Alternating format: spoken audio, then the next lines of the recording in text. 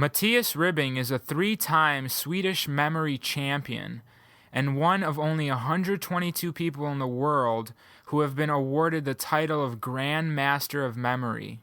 He is a leading mnemonist, educator, and brain trainer in Sweden, and his memory is officially ranked as the 75th best in the world. Here's our conversation together about powerful visualization and manifestation techniques at this past Bulletproof Biohacking conference. Hey, how you doing? Hey, I'm good. How are you, Max? Good. So how do traditional memorization techniques differ from the methods that you promote?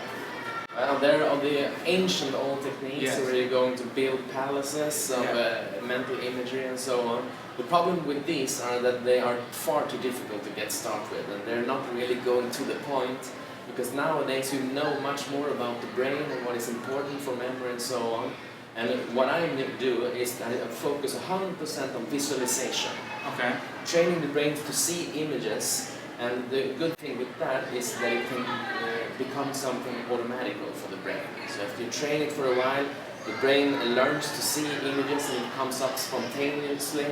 So apart from the age-old traditions where you have to create mental stories and it needs a lot of effort, Right. It can't get automatized, Yeah. and it's too difficult to imagine a big, strange room, palaces. You can't start with that. But if you start with training the brain for the basics, to seeing images, and start with the rooms that you're actually in at the moment, you can take it more step by step and doing the most efficient creating the most efficient connections in the brain, because that's what memory and learning is all about, creating the right connections. Can you walk me through kind of what a basic visualization process is for you?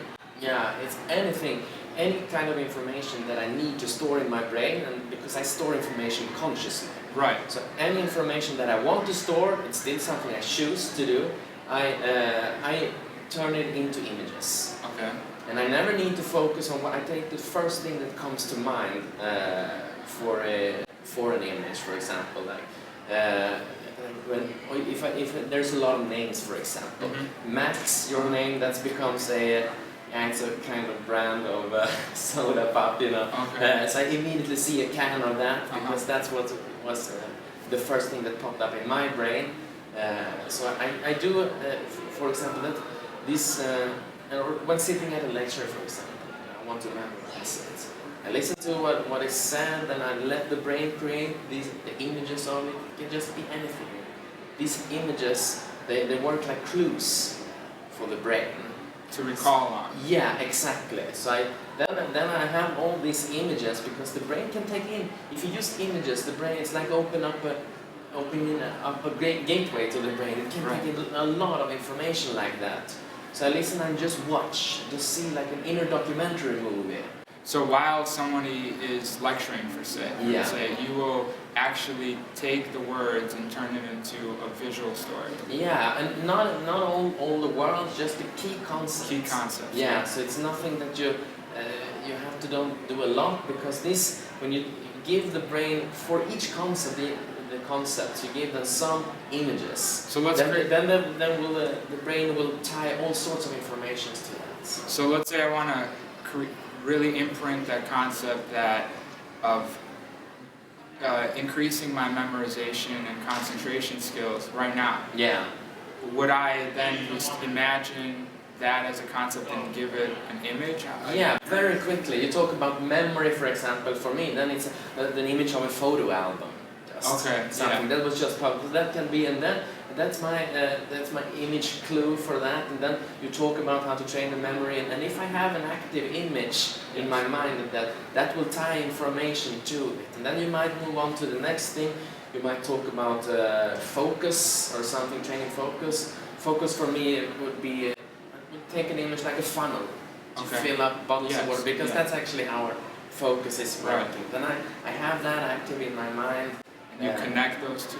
Yeah, I can do that. I can do it. Then you become more and more advanced after some time. Then you can exactly connect anything to these images. So would you connect the funnel to the photo album, kind of like? Yeah, you can do that. Connecting those two concepts. Okay. when you think of Max, you have a certain image that comes with it, right? Would that image, what if you have that same image that relates to Max to a different concept? That's no problem. The fun thing is that our words are limited. There's a definite amount of words, but images are unlimited. So what I do is I create a variation of the image. I can do a can made of chocolate, cut in half. Or a green one made of plastic, or it's twisted in So it's a different, slightly different. So then I can just create an easy variation, very spontaneously. So it's not the same image necessarily. Not necessarily. If you can always vary stuff. So the basic thing is that I've taught my brain to spontaneously brainstorm in images. So after a while, in the beginning, it demands focus. You really have to push forward to get the image. After a while, the brain gets the hang of it and continues. And how long does this information retain? Well, for me, as a trained advanced sleep a lot for this, I can decide for exactly how long I want my memories while creating it. Now that I do actually, because I know when I create connections between images, I know for certain that it will be stick in my mind for at least 5 hours. I know my memory that good. So, so if I want something stored longer than that, I have certain kind of mental review techniques. I know within 5 hours, I do a quick browsing through my images. And that strengthens. Yeah, exactly.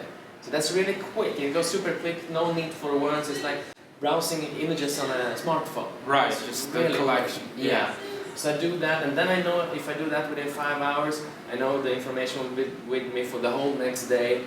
If I want it longer, I do a quick review, then it will stay with me for maybe 3 more days. So it's maybe in the beginning, then the memories get stronger and stronger in that way. So the longer you repeat it over a week or even certain times, you could keep it longer and longer, just by a quick review. Exactly. And do you incorporate feeling? No, not really. So that would take also again too much effort. So what is needed for the brain is the image. There are great research that has been done on what kind of images also that stick in your brain for the longest time. So it's important to use images with clear contours. Contours, for example, that's an important thing. So So for example, you're a master of memorization and concentration. But what if people want to forget? Or they want to erase things. How do you erase things that maybe happened to you when you were a little kid that was traumatic, for example, or transform that? One thing is that because each time we think back on a memory, it gets stronger. It might also change a little bit, but it gets stronger. So when going over things again, that won't help us forget it. It's quite the opposite. The key word, as you said, was transformation. To transform that connection into something new, something possible. You have to deal with it. You can't brush it also under the carpet. But you need to deal with it and tie something more productive to it. It's a way out of that. So a positive meaning. And that hopefully what is done is in really good therapies. That's what done. They override old connections in the brain with new productive ones, so you can move on. So there are many techniques for that. I overheard you talking about categorizing things like folders and subfolders. Can you talk a little bit more about that, how you store information if you want to access it later? That's what happens when you get into the advanced visualization training, that you can actually control the storage of information in the brain just like you do on a computer. So that you do like main folders and then subfolders into different areas, and you can access it, or you just quickly go into the right folder in the brain, and that's all with visualization. Because with these images, for example, you can do a great many things. For example, just have the image of like a soda can. I always visualize them big. The images have to be big. Then your visualization skills get better. Then you can zoom into different parts of the images, play different stuff on there, zoom in different parts of the can, create like subfolders in a way. So that is you can do that in a very controlled and structured way after you started training for a while. And we were talking about how to transform things that don't serve us from the past, let's say, right? And there's folders maybe in the unconscious that are fear-based, right? So how do you overcome fear? Yeah, this of course you have to find good therapeutic techniques in different ways. There's no, but you can also use these kinds of visualization skills when you want to get over some fear, for example, fear of speaking in public. Right. What you can use is you take an image from something where you feel really, a place where you feel really positive and relaxed. Maybe you like fishing, so you have your friend image of a fishing rod, for example. Right. You work on that, you have that visualized, and quickly when you're about to go on stage, you do a little visualization about this, and then something will happen that not pulls you down into the fear just as bad as before. So there are many things. Visualization is a key aspect, that also science has proven that all persons actually think in images, even if we don't believe we do. Right. So we are so used to this kind of thinking image that we're not aware of it many times. But now if we can start to use it consciously, to consciously create images, we can control how the brain stores information and how connections are made in the brain to make us react in different ways also. Right, and you talk about conscious creation, right? That's only possible in the present moment, right? Yeah. Can you talk about the importance of that being here now? Yeah, that is the key. You can never go back to something you missed when you were not present, so presence is the first thing. Right. It's got to do with focus and concentration, of course. Right. And this is also, the fun thing is that this kind of memory training or visualization training, it's like a skeleton key for all brain training, because this also helps focus. If you know what to focus on, it's a lot easier to focus. So I know, for example, if I want to learn something, my focus is always towards mental imagery, mental images. So that also helps you to keep the focus at a specific place, and that makes the focus stronger also. So you can keep it for a longer time, you gain mental stamina, and you get more efficient. What is one quick biohack people can do to increase their concentration and focus at home, Yeah. Well, you can focus on one thing that is important in your life and create a mental image of it, mental image, symbol, three-dimensional, big, concrete image, and then work on that. Work on your visualization with that which represent the most important thing in your life at that moment. That's a good way of making it concrete. And make it attractive to you. Yeah, and that will also, this is like a kind of meditation. Right. Yeah. You keep your focus on one image, and the images just happen to be the most efficient way for the mind to store information. So.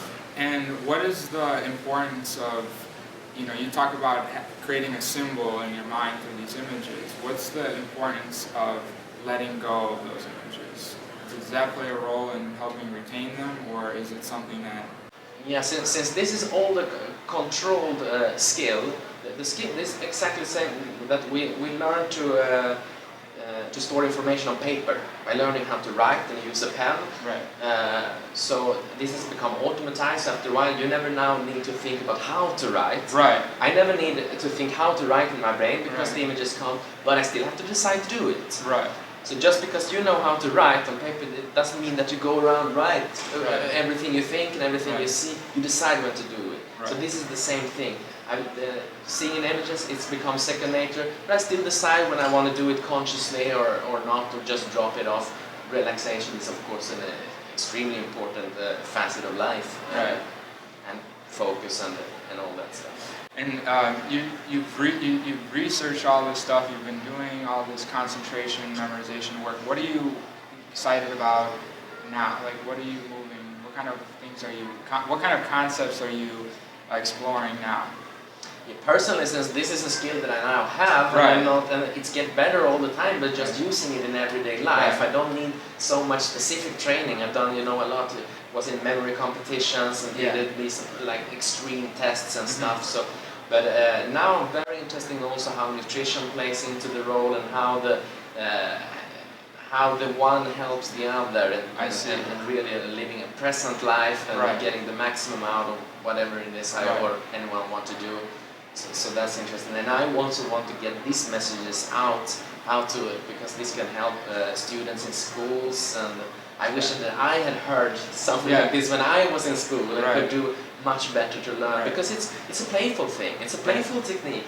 It's not boring and dull. It doesn't, the techniques that are actually taught in school is just read the same thing over and over and over and hope that you will remember. That's totally boredom. So I want to get the message out and how people started training and all that stuff, and have fun. And just to wrap this up real quick, what do you feel does visualization? You visualize yourself personally, right? Mm-hmm. What happens when two people visualize together, or 3 or 10 or 100 or 1,000? Is there any benefits to visualizing images together? This I basically don't know anything about. It's a super interesting area, and what happens when thoughts get focused from many people, like in a collective effort, I don't know. These are areas to be explored.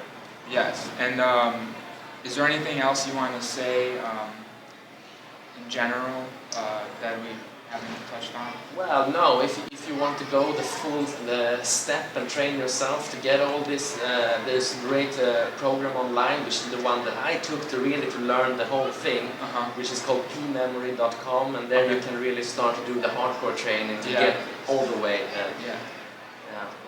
Okay, well, that's all the questions I had for you today. Excellent, Max. Thanks a lot. Thank you very much.